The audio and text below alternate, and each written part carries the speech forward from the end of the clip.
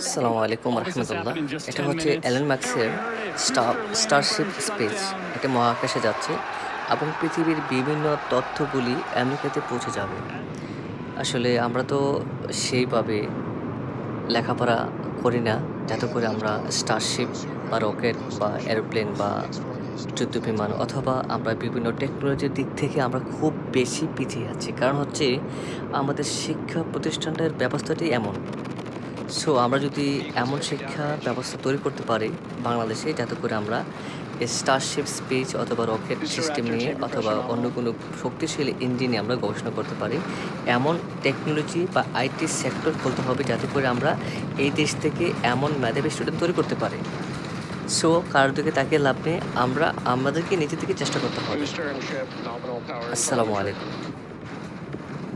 All right, we are about 45 seconds in.